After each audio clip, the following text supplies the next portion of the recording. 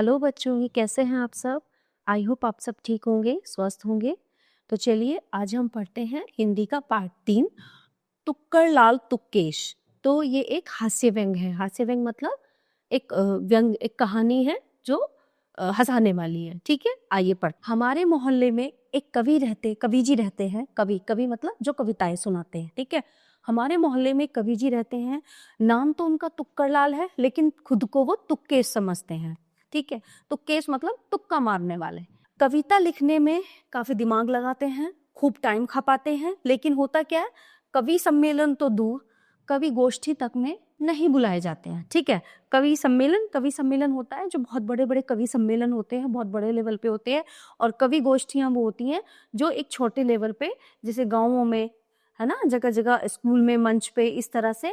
तो कवि गोष्ठी तक में नहीं बुलाए। बड़े बड़ी कवि सम्मेलन की तो बात ही छोड़ दो, उनको कवि जो छोटी छोटी कवि गोष्ठियां होती हैं उन तक में नहीं बुलाया जाता है उन्हें। ठीक है, मोहल्ले के लोग तो चटकारे लेकर उनके बारे में एक कविता भी सुनाते हैं। तो जो आसपास के उनके मोहल्ले के लोग हैं वो उनका मजाक लेते हैं और उनके बारे में उन्होंने कविता भी लिखी है। क्या कविता लिखी है? ठीक है, कवि जी कविता से भिड़े रहते हैं, दिन रात कविता कवि जी से कहे। मतलब वो कहना चाह रहे हैं जो मोहल्ले के लोग हैं कि इनको कविता वविता कुछ नहीं लिखना आता, उल्टा कविता ही इनसे पीछा छुड़ाती है कि मेरा पीछा छोड़ दीजिए, मुझे मत लिखिए। तो वो क्या कहना चाह रहे हैं, दिन रात कविता कवि जी से कहे, मुझे बख्शिए नाथ, मुझे बख्श दीजिए, मेरा पीछा छोड़ दीजिए। ठीक है, ना करिए छिछालेदार। ठीक है, आप छिछालेदार मतलब आपको आता तो कुछ है नहीं और आप बिना मजे कविता लिखते हैं। मान लिया है आप सूरदास तुलसी से बढ़कर, हम दीपक की ज्योति आप हैं पूरे रवि जी। ठीक है, हम दीपक की ज्योति और आप हैं पूरे रवि जी। हम एक दीपक की छोटी सी दिए की बाती हैं और आप पूरे सूर्य देवता हो। प्लीज आप हमारा पीछा छोड़ दो। ठीक है, कृपया अब तो पीछा छोड़िए कवि जी, परंतु पिछले कुछ समय से उनके सितारे जगमगाने लगे हैं। ठीक है, अब इस कविता का हमने पढ़ा। अब आगे उनके बारे में सुनिए कि पिछले कुछ समय से उनके सितारे, यानी कि उनका समय अच्छा आ गया है, कुछ अच्छा उनके साथ होने लगा है। क्या होने लगा है? जो साहित्यकार है, साहित्यकार मतलब जो हिंदी की कविताएं लिखते हैं, कहानियां लिखते हैं, तो जो साहित्यकार हैं उन्हें कवि गोष्ठियों में ही नहीं रेकमेंड करते थे। मतलब जो बड़े बड़े साहित्यकार थे उनको कविताओं में तक में नहीं बुलाते थे, वे कवि सम्मेलनों में उन्हें बुलाने लगे हैं। जो बड़े बड़े कवि सम्मेलन होते हैं उनको बुलाने लगे हैं। अब ऐसा क्या हुआ जो वो उनको बुलाने लगे? आप सोच रहे होंगे कि उनके जीवन में चेंज कैसे आया। ठीक है, अब आप लोग सोच रहे होंगे चेंज मतलब बदलाव, उनके जीवन में बदलाव कैसे आया? दरअसल पिछले दिनों जब से उन्होंने कार खरीदी है, अब उन्होंने क्या किया है, कवि जी ने एक कार खरीदी है। ठीक है, एक गाड़ी खरीदी है। तो जब से उन्होंने कार खरीदी है तभी से उनका सितारा जगमगाया है। ठीक है, तो वो क्या कह रहे हैं कि जब से उन्होंने कार खरीदी है उनका सितारा जगमगाया है। अब तो अच्छे अच्छे साहित्यकार उनका परिचय एक युवा जोशीले और उदीयमान साहित्यकार के रूप में कराते हैं, जो उनको पूछता तक नहीं था कभी कोई। ठीक है, तो अब क्या होता है, जब वो सम्मेलनों में जाते हैं तो जो बड़े बड़े साहित्यकार हैं वो उनका परिचय एक युवा, एक यंग, ठीक है, एक एक्टिव, जोशीले और उदीयमान साहित्यकार के रूप में कराते हैं।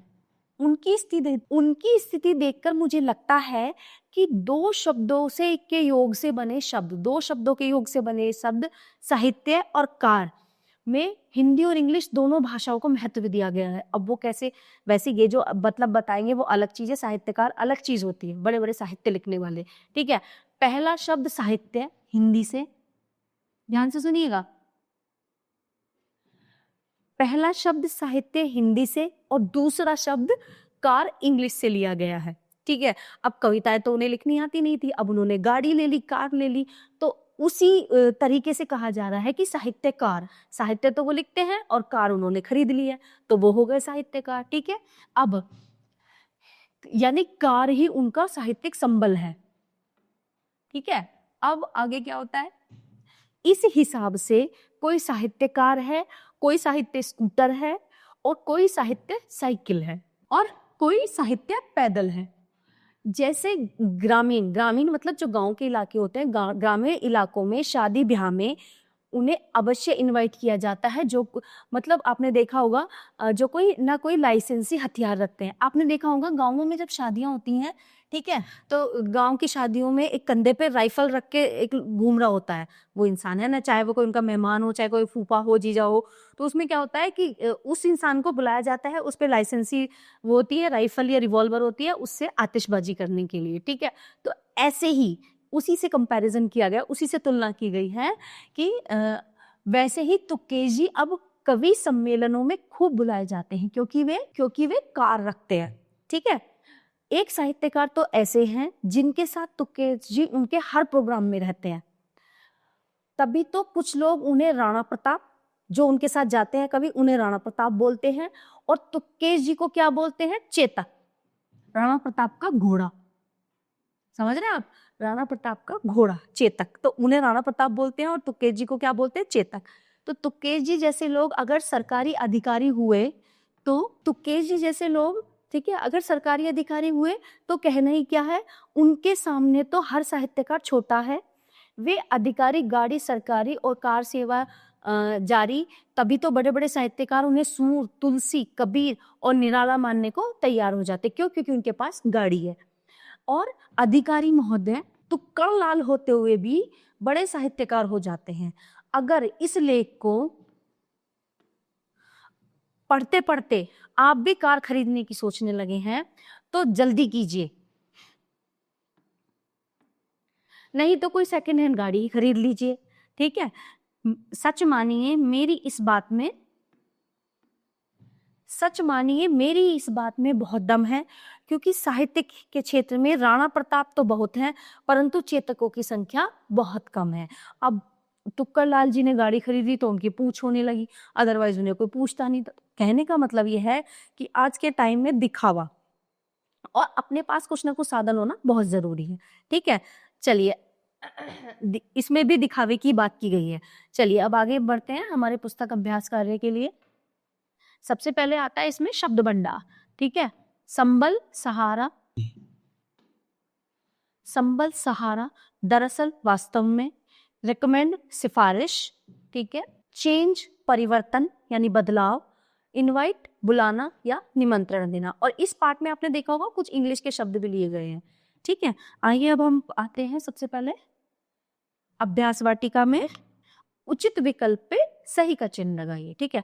तो केश जी के बारे में लोग बातें करते हैं चटकारे लेकर, यानी कि मजाक में। तो केश जी का सितारा जगमगाया जब से उन्होंने कार खरीदी, ठीक है। लेखक के अनुसार साहित्य शब्द है हिंदी अंग्रेजी दोनों से मिलकर बना। इस पाठ में जिक्र हुआ है इस चीज का, हिंदी, और हिंदी मतलब साहित्य और कार मतलब वो साहित्य हिंदी शब्द है और कार अंग्रेजी शब्द है। यहाँ लेखक ने चेतक का नाम उल्लेख किया है तुकेश जी के लिए, ठीक है। चलिए अब आते हैं हम रिक्त स्थान पे। हमारे मोहल्ले में एक कवि रहते थे, कृपया अब तो पीछा छोड़िए मेरा कवि जी।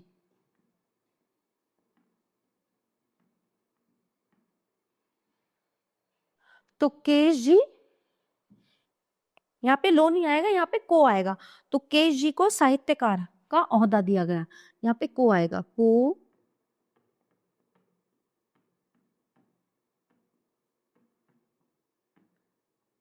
साहित्यकार का ओहदा दिया गया। उनके सामने तो हर साहित्यकार छोटा है। यहाँ पे भी साहित्यकार आएगा जिसको हम यहाँ लिख देते हैं, हर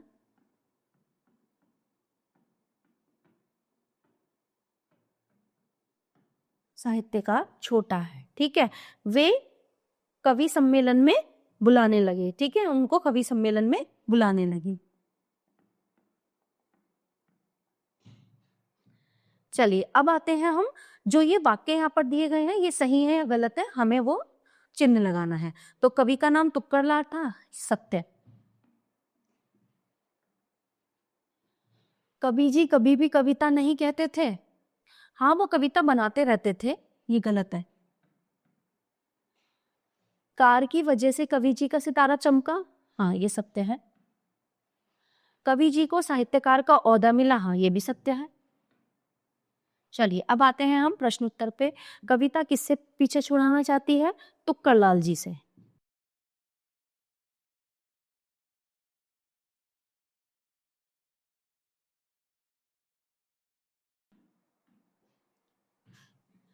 कार खरीदने के बाद तुक्केश जी की स्थिति में क्या परिवर्तन हुआ? उन्हें कवि सम्मेलनों में बुलाया जाने लगा।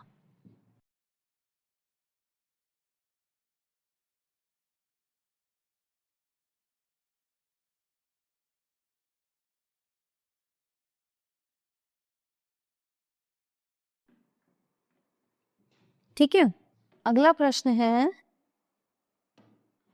लेखक ने अंत में पाठकों को क्या सलाह दी है?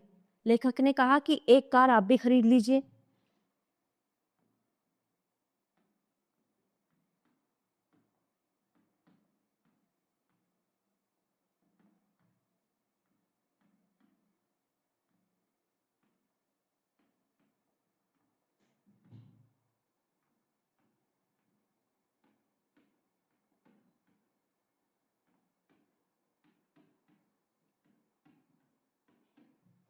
आपको भी एक कार खरीद लेनी चाहिए।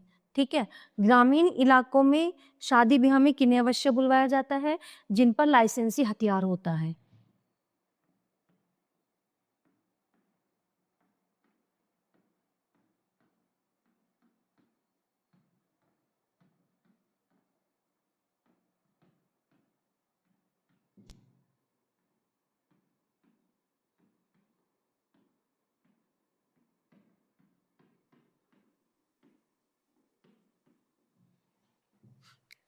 ओके, आई होप आपको सब ये पार्ट बहुत अच्छे से समझ में आया होगा। धन्यवाद।